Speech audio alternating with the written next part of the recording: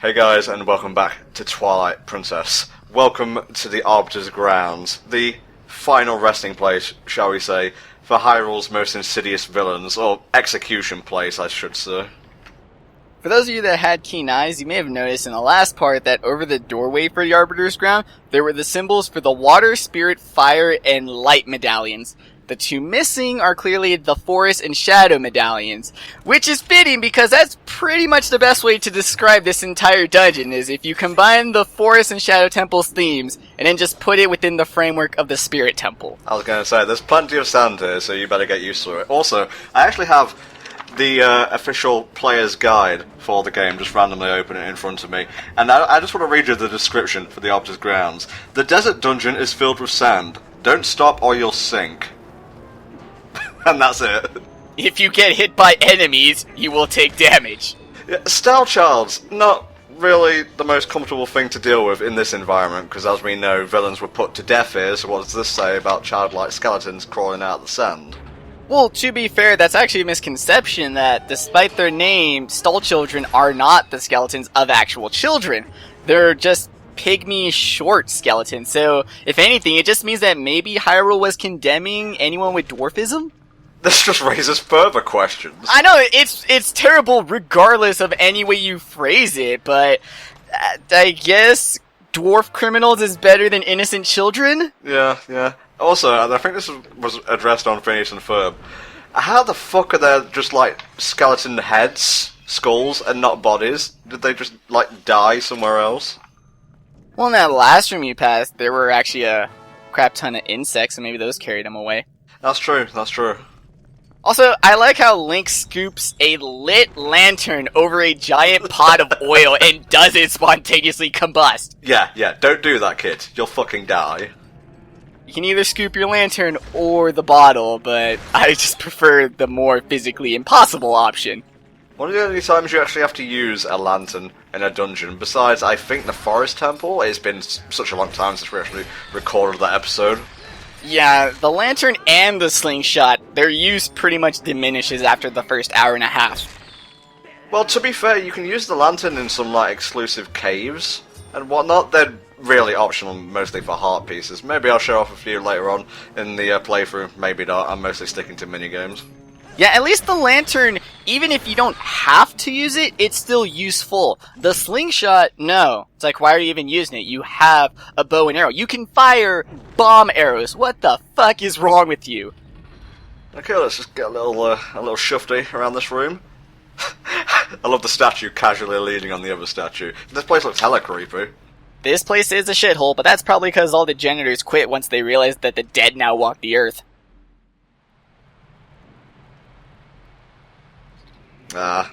This set piece seems very familiar, Maxie. Yep, I did say, you gotta combine the Forest Temple, and here's pretty much the reason why. This cutscene is a bit more spooky than the one that plays in the Forest Temple, but that one could be skipped by using a fish in a bottle, so it's clearly the superior one. Also, you do 3 dungeons, shit goes down, and then on the 4th dungeon, you've got to collect flames again. Yeah, this is the Forest Temple. Pretty much. But this recycled section takes up more than half of the dungeon, which really hinders the Arbiter's grounds from fully developing a unique identity for itself. Very different looking, these Poes, compared to their chibi counterparts. Yeah, those are the imps. These are essentially the Dementor counterparts. Really? Yeah, dude, how can you not say that maybe Miyamoto watched a Harry Potter movie or two and is like, you know what? That works. I want that design. I like the idea of Miyamoto thinking Prisoner of Azkaban is the best adaptation. Hey, I used to like it, until I watched it again recently, and realized that nostalgia just covered up a lot of the boring parts. Well, I wanted Half-Blood Prince to be the best one, and they focused on the romantic subplots more than anything, so yeah. Teenage drama in your wizard high school. Yes, please. She forgot about us. I see no repercussions for this action. Yeah, exactly. Also, how does a ghost smell? Lingering scent of life on the road, maybe? I don't know. It has no corporeal form, so what is causing stink? What's causing these stairs to fall? That's magic. That has an explanation, Tom. Get with the program. Okay, fine. This is going to be our gimmick for at least like the first half of the dungeon before we get to the mini-boss. Just hunting down the other 3 Poes and getting their flames. Yeah, ignoring the obvious Forest Temple parallel that we keep bringing up, the other parallel you can see is that we're in a dungeon on the other side of a desert that requires you to shift back and forth between 2 forms that you're able to do willingly because you pulled out the Master Sword. There's your other parallel. It's like, not only does it look like the Spirit Temple, but you can pretty much say that they play exactly the same.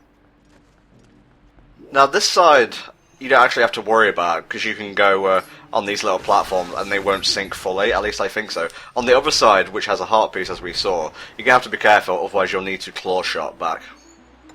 There's also a claw shot target on this side as well, but it's towards the upper left. You can obviously tell that when they were designing the later dungeons, they made it a point that the claw shot would receive continuous use. Also, the sand mechanic kind of reminds me of the Poison Swamp in Majora's Mask in that you can lead on with the roll because you don't sink during your roll. So you can get yourself a bit more distance by rolling off platforms into the sand and then, trekking through the sinking portion. When do you think they're going to announce Majora's Mask 3D, mate? It better be now. I want it now. Literally right now. Oh shit, breaking news. You have no idea. I literally have a transmutation circle in my room with blood sacrifices going on. This shit's happening, brah. That was a Re-Dead Knight, by the way. Oh yeah, they had to just stuff adrenaline into every single enemy in the game. Flying skulls, not even bubbles, just flying skulls with wings, and Re-Deads who are fucking knights. The weird thing about the Re-Dead Knights is that in the Japanese version, they're called by their proper name, Gibdos. The name that's usually given to mummies in Zelda games. I don't know why in the English version they're called Re-Dead Knights, because they're clearly mummies. And they even have bandages around their sword. It's like, why would you mummify a sword? I think I found the real inspiration for Sonic Boom. Unfortunately, because we don't have fire arrows, we can't burn them off to see if maybe actual Re-Deads are underneath the bandages. We could try skimming them with the fire part of the bomb arrows. That might work. Or we could just blow them up with the bomb arrows. That's also a good strategy, just taking them out from afar, because like the Re-Deads of yore, they can paralyze you with their screams of terror. And their scream is done more frequently, and you stay stunned for a lot longer. I almost want to say that they're difficult, but not really. The reason that it takes such a long time to kill them is because they cheat. They cheat by screaming every 5 seconds and then slicing you with their sword. Okay, that's a 2 out of 4 pose. 2 more to go. Yeah, that fight there was pretty bad too. You had all those lanterns, and you had to just set to find the one real one. It would have been cool if, since we're drawing inspiration from the Forest Temple, maybe, you had to see which lantern was the real one and it kept alternating around. It's very handy that they let you push a bunch of switches and whatnot, or pulleys, I guess, as a wolf leg, just so you don't have to keep switching back and forth. And thankfully so. I hate it when video games do that. It's like, nope, you can't go over this ledge. Nope, you can't pull this, when you're clearly physically capable of doing it, but you just can't because it's a video game.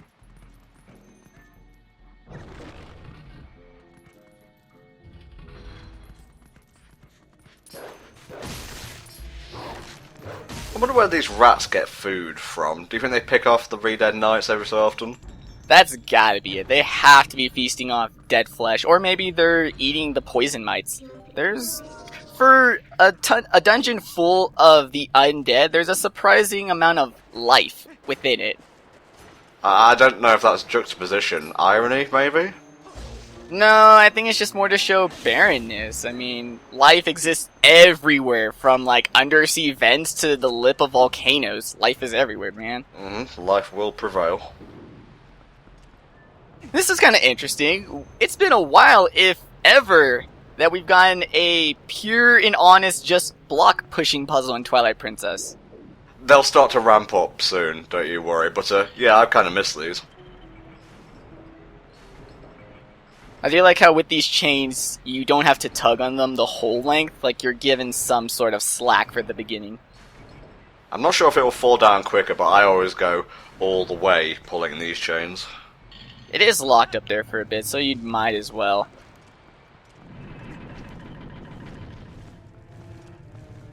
We just passed a fire bubble. If you still have the Ordon shield at this point in the game, it will burn it up, but you should really have the Hylian shield. Right? It's like in Ocarina, you get a metal shield for like the second dungeon. And it's sort of just given to you regardless. Well, you can either rob one from a grave, or you can stupidly buy it, which is what I did the first few dozen times I played Ocarina. Hey, I'm trying to push a thing over here! Shield bash, so handy, man! What? That's so superfluous, just finishing off a downed skull. I don't know, it's already dead, insult to injury, but it's kind of weird that the bubbles in this game, in all other games they are clearly human faces, but in this they almost seem like the heads of dogs. Yeah, very canine-like. Also, those spinner things remind me of the Truth Spinner, which was the beginning portion of the Shadow Temple, where you had to have the Lens of Truth and you had to pull or push a little wall attached to a center post. I vaguely remember that. I should probably go back and watch that playthrough. Everyone forgets the first half of the Shadow Temple. It's like, once you get the hover boots and you cross the gap onto that one statue's tongue, that's where most people's memory begins. This area is quite annoying because there's going to be a lot of style charts and there's a couple of Re-Dead Knights here as well. But you kind of got to contend with the sand around the platforms. I would let them come to you. That's my advice. This is pretty much the quote-unquote hardest room in the dungeon. What, seriously? For me at least, because they actually have some clever enemy placement. Like, yeah, the stall children aren't going to do a lot of damage to you, but the fact that they've placed them near quicksand, it sort of gives you the impression that you either gotta fight them off or get out of the sand. One or the other, because it's pretty difficult to do both at the same time. And then there's a Gibdo at the very end that can scream at you while you're in the sand, and then you're fucked. I had a surplus of bomb arrows. I'm gonna use bomb arrows if I have them. But we're in the dungeon that doesn't have bombs in every other chest. God damn it. Bring back the leg bed temple. Did this confuse you the first time around? I actually had to consult a guide. Yes, because there's actually an unlocked door right next to it. So you're sort of given the impression that, well, I might as well just keep going until I reach a dead end and hear the Poes lantern, which you can in this room. So that's sort of your hint, but it does kind of come out of nowhere that you have to stop, consciously switch back to Wolfling, and then be like, okay, let me search this room. Also interesting, 4 mandatory Poe souls in this place. No matter what, you will get 4 mandatory Poe souls by the end of this dungeon.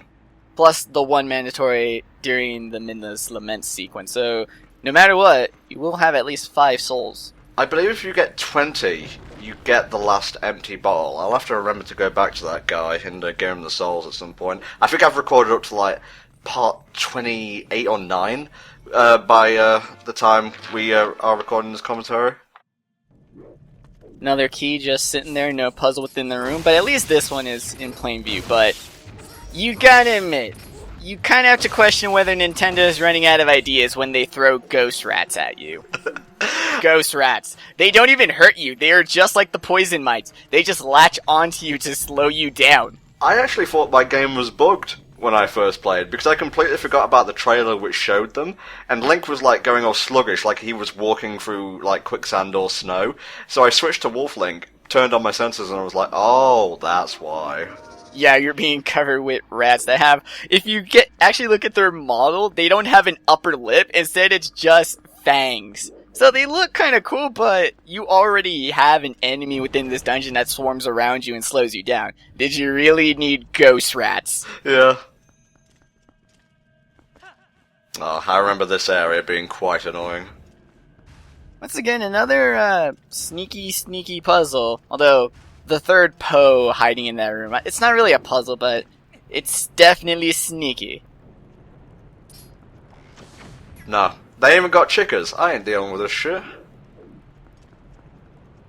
Once again, enemy placement is very interesting within this dungeon because it almost seems like they intentionally thought about revving up difficulty, not with the enemies themselves, but where the fuck they placed them. Because these Moldrums right here are just there to interrupt you pulling the chain and having you start all over again. The absolute worst type of enemy. 0 out of 10. IGN, GameSpot, and Insider, I guess. Tom, you need to check your journalistic ethics. This playthrough is rife with ethical problems. Commentary ethics. Alright, what we're going to do here, as you can probably see, I don't even know why I bothered to explain the obvious, but I guess that's kind of my job, is pull the chain back, get into the center of the chandelier, and then let it fall on you. Yeah, if it's your first time, you probably didn't notice the indent in the floor or the slight lack of a shadow around that indent, but if you run completely across the room, your only reward is 10 rupees. No. Yeah, you might as well just continue with the rest of the dungeon. I'll get to the golden bug hunt soon enough. Agatha will be appeased, don't worry.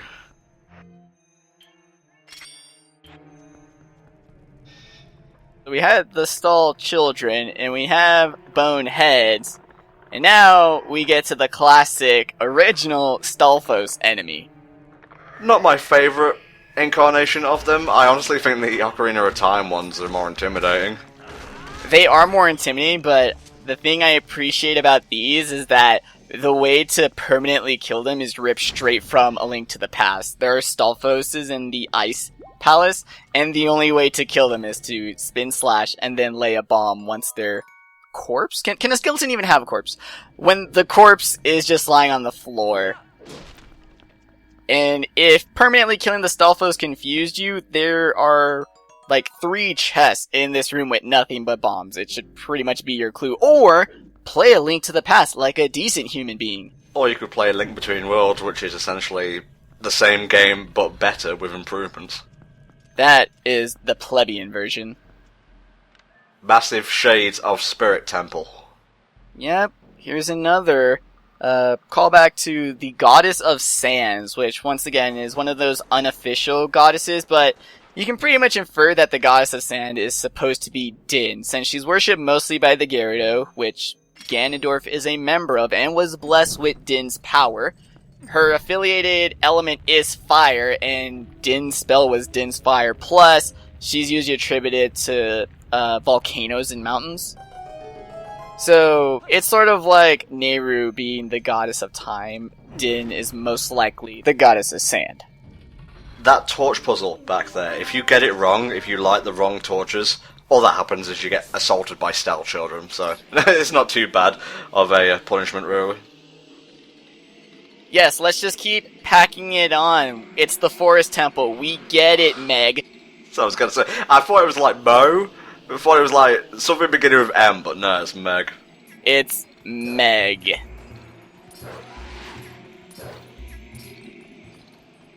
And this is actually worse than the Ocarina of Time variation, because at least with Meg, you had to keep an eye out for which one spins a little bit more. This one, it's which one turns blue right before it attacks, which is the strategy to kill all the other Poes. If we haven't mentioned it before, when they turn blue, that's apparently when they become some sort of physical. Like, that's when you can actually attack them. You can't just attack them just because you see them with wolf sense. And there we go. Job done.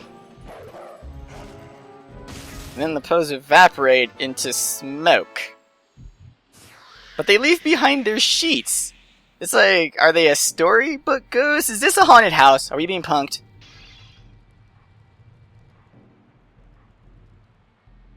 Alright, time to go back to the main room and go through that big ass door.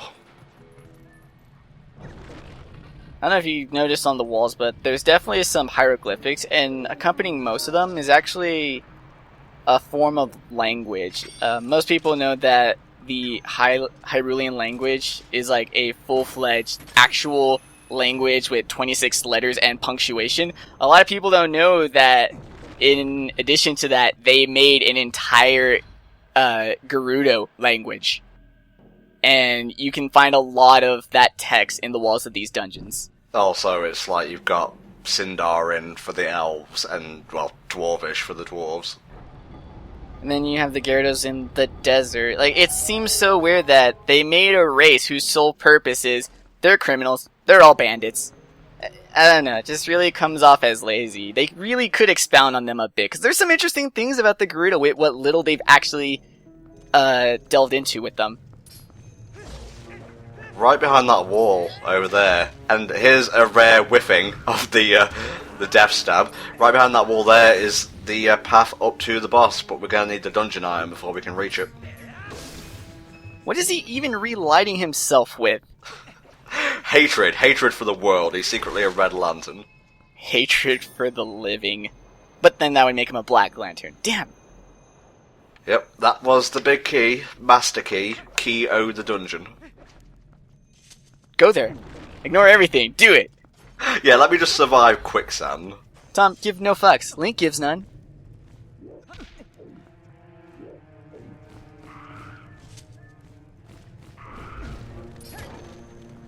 Seriously, this really is like the Truth Spinner sections. You can even get knocked by enemies.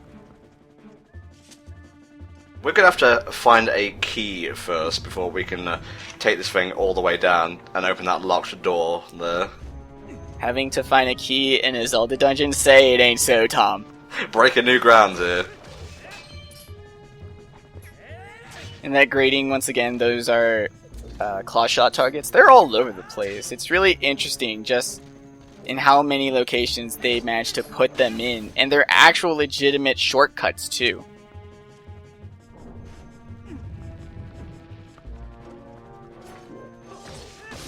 This is definitely a nice little twist on it, too. Usually when they have spinner rooms, it's just like, oh, hey, you gotta open up another door.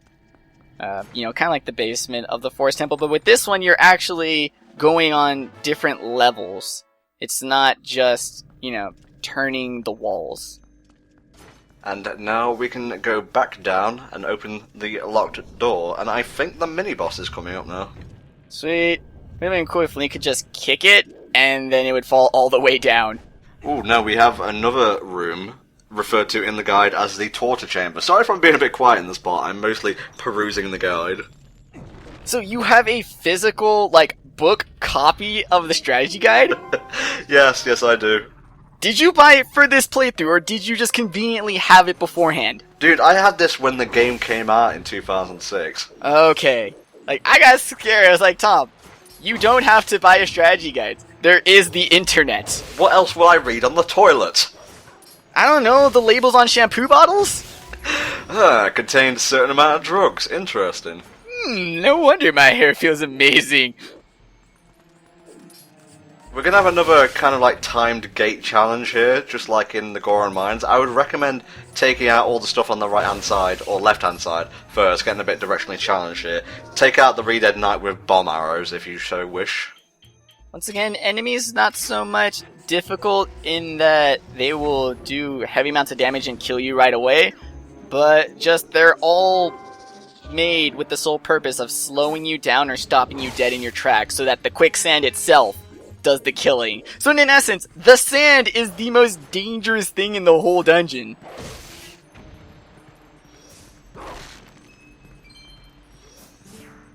Ghost rats. Do they have like ghost fleas? And then there's like ghost parasites inside those ghost fleas. Is there ghost cheese? Ah. Yes, I got it. Gulda. Oh. Get it? Like Gouda. I understood it. I just didn't want to laugh. The spooky, scary Halloween-themed pun for you. This dungeon is too spooky for me. What do we think about the Arbiter's grounds, just to fill up a bit of time before we get to the mini-boss? And the dungeon kind of gets interesting again? My issue is just that the beginning half is really like the Forest Temple. I know that can be a good or bad thing. Like, if the Forest Temple was your favorite dungeon Ocarina of Time, then obviously you're probably jumping for joy. But for me, the Spirit Temple was my favorite in Ocarina of Time, so I would have really enjoyed if Arbiter's Ground either had its own true identity, or if it was going to draw inspiration from any dungeon, had it been more from the Spirit Temple. Pro moves right. heard a lot of people call those bugs scarabs, which, yeah, it makes sense. You are in a desert, they are bugs, but they're actually mites, even though they're really, really too big to be mites. And they're called poisonous mites, but they don't inflict damage, so it's probably another naming error like the Re-Dead Knights. So I'm just getting flashbacks to the moment. Hey Benny, looks like you're on the wrong side of the dungeon!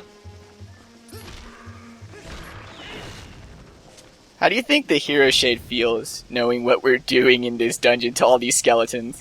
Oh, I thought he was like saying, he's just dicking about in there. No, he's killing my brethren.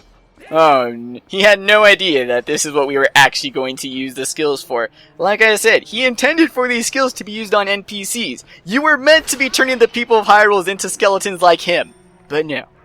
What are these Stalfos? Were they magically brought to life, like Re-Deads in Ocarina, or were they just the guards of the Arbiter's grounds who just passed away?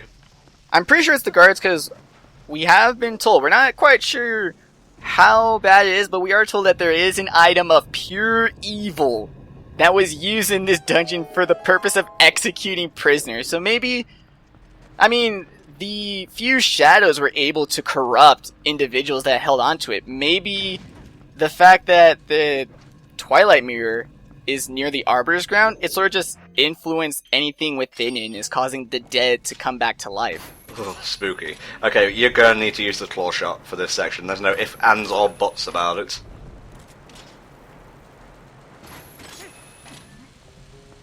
You can also make sure that the poison mites don't latch onto you by holding out your lantern. Like I said, even if you don't really need it, the lantern still has its uses here and there, and instead they'll just form a perfect circle around you. Very interesting mini-boss coming up right now. Still follows the theme of ghosts, Poes, etc. The only mini-boss that I can honestly draw a comparison to with this is probably the mini-boss of Stone Tower Temple. Just cause it comes right the fuck out of nowhere. Is legitimately scary. Like, I'm not gonna lie.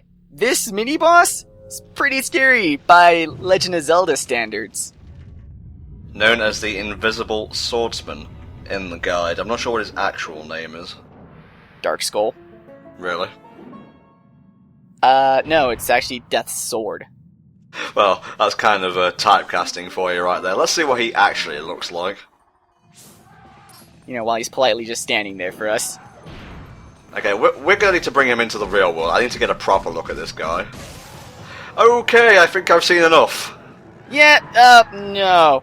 No. Oh, but he has, like, some kind of antelope head, and his bottom jaw is that of an alligator. They were working on chimeras in the Arbiter's ground? I don't fucking know, dude. Seems like they sealed him away. There was, like, sealing, bandages and whatnot around the sword. Yeah, I do really like that there were spell tags. You know, maybe as the name implies, the boss is truly just the sword, and maybe he created this body as a means of intimidation. That's why it doesn't really look like anything natural, even in Hyrule. Kind of reminds me of, I think it's the second boss in Donkey Kong Country 2, just the sword that flies about and tries to kill you. Yeah, that one, I don't remember the names, but I do definitely remember the fight, because you could throw cannonballs at it. Throw cannonballs at everything in that game. That's the number one way, unless you're spinning at it. Intimidating looking boss, super easy. That's kind of Twilight Princess in a nutshell. But don't pick up the sword, or, you know, you could be possessed or something. Oh, Link turning evil, that's never going to happen. What? No. No, they're not even going to mention anything like that in this game.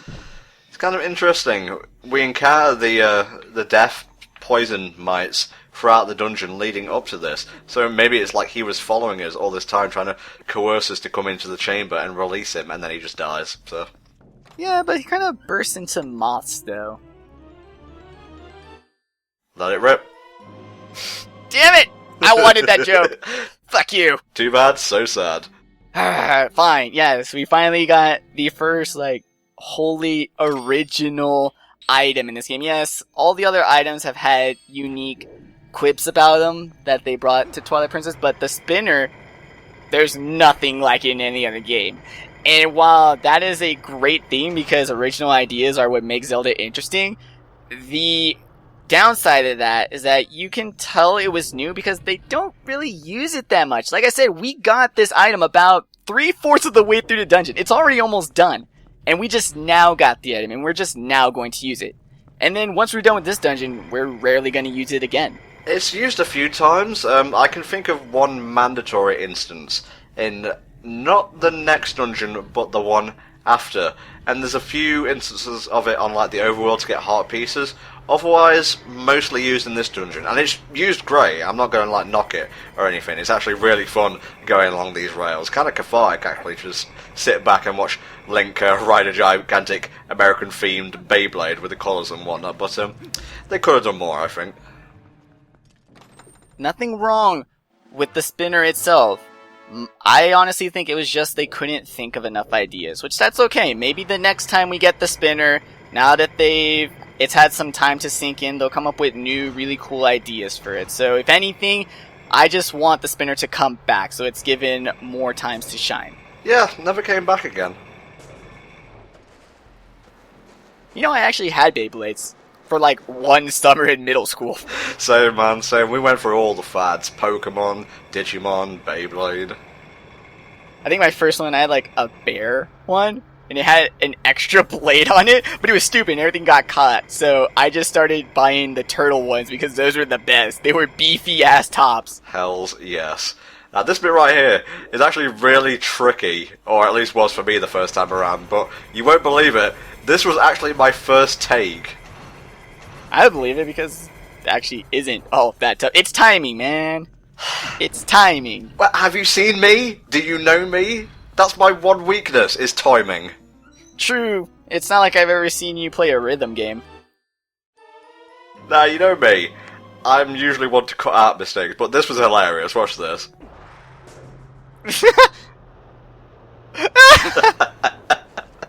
That's amazing. I think Johnny's love of leaving in funny deaths got to me. Oh my god, that is amazing. You wanna know what would be cool if they had, like, ant lions at the bottom of those pits? Oh, Jesus. That kind of reminds me of Days, actually. 358 over 2 days, Kingdom Hearts. There's an antlion boss, and I thought it was going to be all organic and creepy, and turned out to be a robot. Oh. Damn robots ruining my perfectly logical and beautiful Kingdom Hearts. It's all the robots.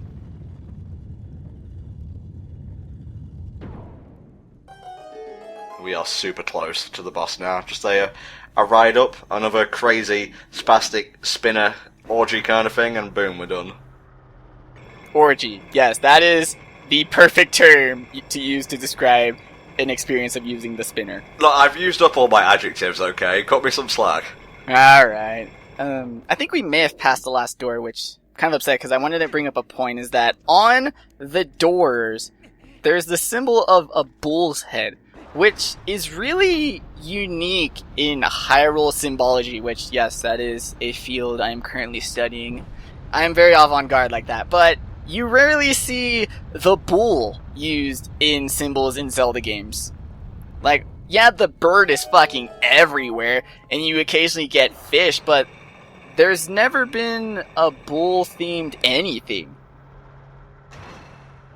And then again, as we're going to see, it could also be representing the final boss, but even then. Okay, we are sufficiently prepared, so let's do this. I just noticed that the keyhole is upside down. What, is that a thing they changed for the Wii version? No, but the teeth point up. No. The only thing they changed here is that everything's a mirror world. Yeah, they want to psych you out before you go into the boss fight, I guess.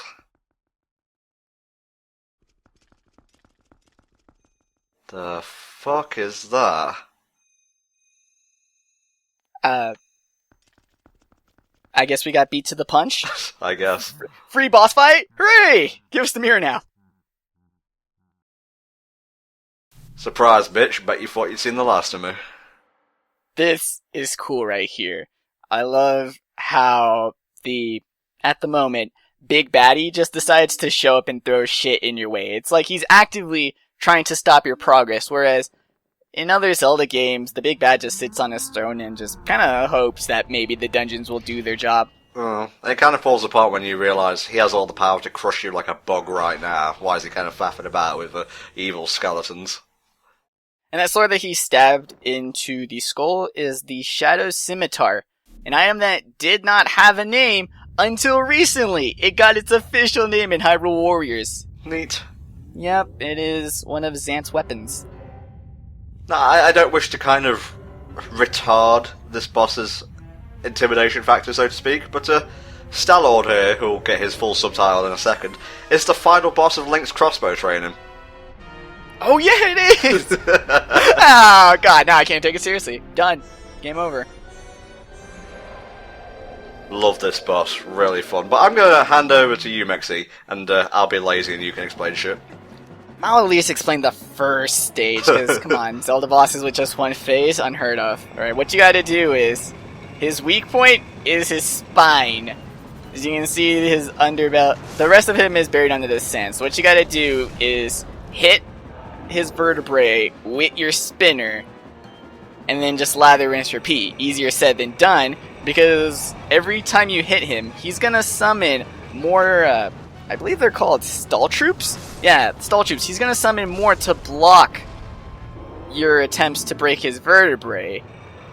And unlike other enemies that you just hit them and you go through them, with the stall troops in this boss fight, you actually bounce off of them. So you go in for the vertebrae only to get cock-blocked by skeletons. Then you gotta try it all over again. It's quite easy to get hit by a spinner and knocked onto the platform. Quite useful as well if you're trying to set up the timing again. You think I'd make a joke at, oh Tom, you're so bad at game, why can't you get the boss without getting hit? No, this boss is dicks. This boss is terrible, everyone has difficulty with it. If you can get through it without getting hit, kudos to you, no one cares, but you're the minority. I feel like the friggin' pinball wizard right now. Is there even a pinball anime? I mean, we have Beyblade, so now I'm honestly thinking, is there an anime all about pinball? Well, there's one for like tennis, I'm sure there's one for golf, etc. Every sport is covered in the anime spectrum. Will you stop spawning more style troops? And he spawns them right in front of you. It doesn't matter where you try to approach him. Like, you could try to play mind games and try and flank him. No, the stall troops always spawn right where you are.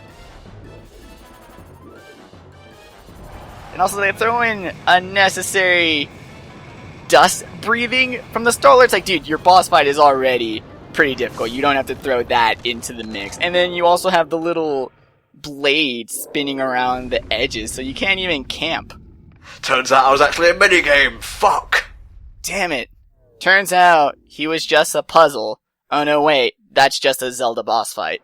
Going from this to roll goal. What a downgrade. Okay. Victory music. We won! Where the fuck's my victory music? Right? I feel gypped.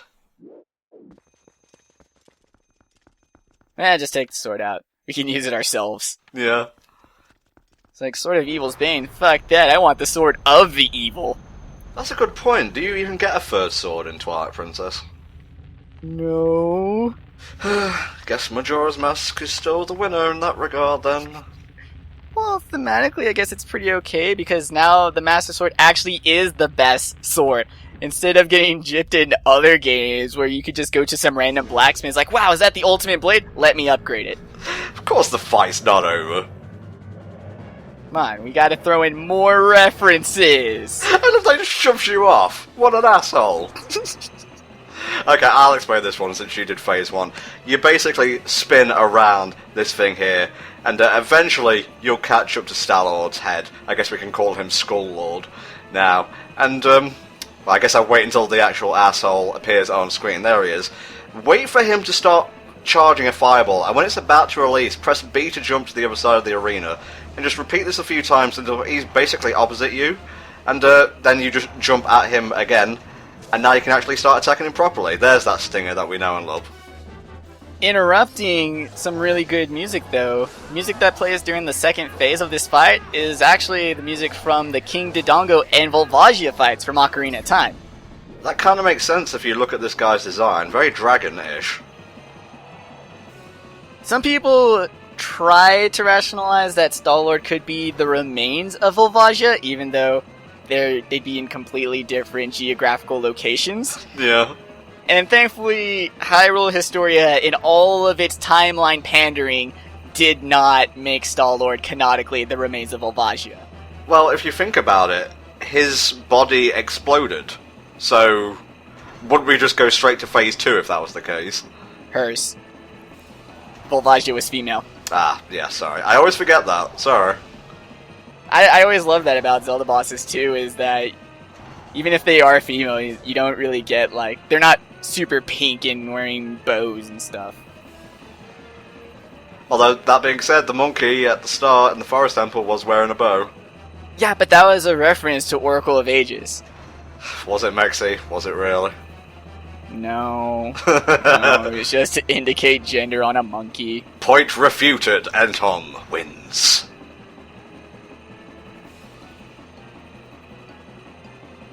I love the speed, or even the feeling of speed that you get from this spinner. Yeah, it's great. Even though I don't know where it's getting the initial momentum, but fuck it, perpetual motion devices in Hyrule, I buy it.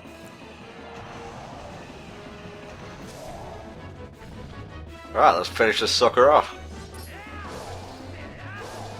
I like how you don't even hit the skeleton, you just hit the sword.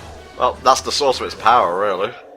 I almost want to think they're just sort of jamming it more into the skull. It's like, oh, does that hurt? Let me knock it in there. Oh, does that hurt even more? Ah, in life I was a campaigner for Zora's rights. Why was I doomed to die again like this? Link has no sympathy. Doesn't even die on screen, just explodes around the corner. Such a good boss fight, and a really good dungeon at that. It's a little too reference happy, but everything that's unique and original is very good, and it's definitely a great start to the latter half game dungeons. You very nearly said adult portion of the game, didn't you? No, I meant to say lather. Very good, very good. Midna, straight to the point. We got a mirror to see. No, so now we're gonna make a teleport warp hole thing for us. Okay, awesome. Thanks for watching this part, guys, and we shall see you next time when we get to the bottom of the Mirror Twilight mystery. See you then.